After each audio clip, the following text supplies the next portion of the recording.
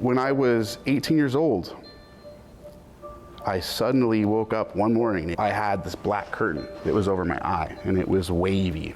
It was like, imagine a big stage with the curtain that drapes down, you shake it and it waves, you know? And by the way, I had just had a short film in the Sundance Film Festival and met a bunch of other amazing filmmakers, and a bunch of people just told me I'm extremely talented and I have a future in Hollywood, and asked me to call them, and were calling me. And I wasn't able to return voicemails because my voice was too shaky. And so when that opportunity knocked, I was convinced that I was gonna go blind. And if I tried to be a filmmaker at that time, and this is what I was thinking about as I'm getting an IV in my hand and I'm waiting for this eye surgery, and the doctor's like, your retinas are extremely thin, son, you have something else with your eyes, let's get through the surgery, we'll figure it out.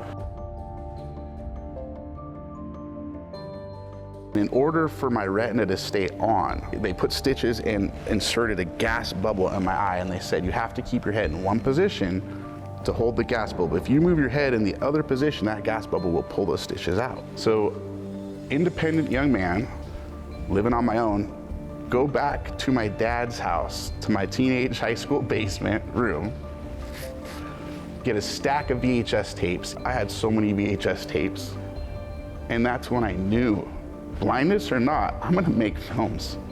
I started watching the way scenes were done, and I started memorizing things, because I was like, one day, the docs haven't told me yet. They said, son, let's just get through this. Let's just check out your eye and stuff. When you get all through this, we'll talk more about your eyes.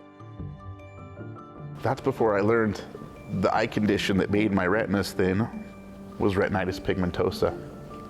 So I can see just a little bit out of a little tunnel from one of my eyes now, retinitis pigmentosa.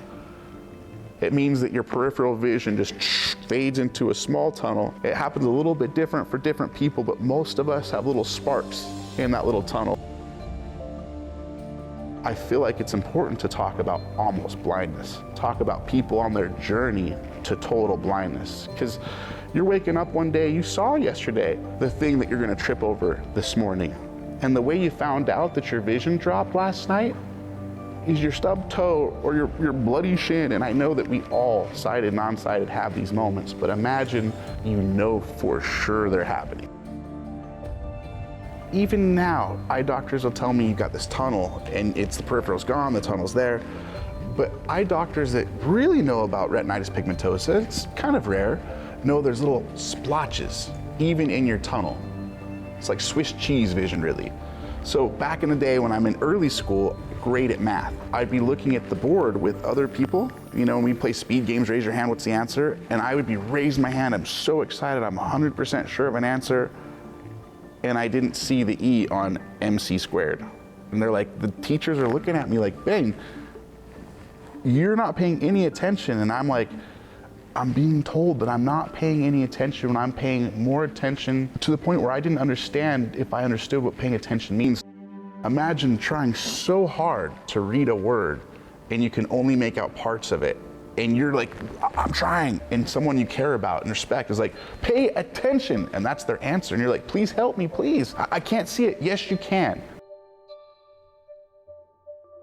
My grandpa had that same situation. My grandpa pulled me aside a couple times because he knew little tunnel of vision that he had that was growing smaller and smaller and smaller, watching me. He's like, yep, hearing and listening to me stumble on things. And he sat me down one day and goes, son, I'm gonna tell you something. It's really important. I need you to understand. Your eyes are like grandpa's. Pretty sure of it. And I need you to understand. I love this man. He says, I need you to understand, you have such a beautiful life in front of you. He says, there's different kinds of blindness. That's what he told me. My grandpa was the first one that ever explained this, because there's different kinds of blindness. And he shows like some of these magnifying glasses help me. I can't see anything I read without the magnifying glasses, right? And he says, yeah, but he says, look, he's like, I don't see my hand here. I don't see my hand here. And that's the way grandpa explained it. He didn't know about retinitis pigmentosa. I think that saved me a lot of anguish that my grandpa shared some of these tips for just living. And he taught me to be a community builder. He taught me that community's there whether you build it or not, but if you involve yourself in that, the community blossoms in a really interesting way that can understand the people that help build the community. I was so surprised to learn that the rest of the world looked at people with disabilities in a certain type of way. What? I mean, everybody around me doing the most amazing things are labeled as disabled by a lot of the world. And well, here to tell you guys, blind can, so can many other abilities.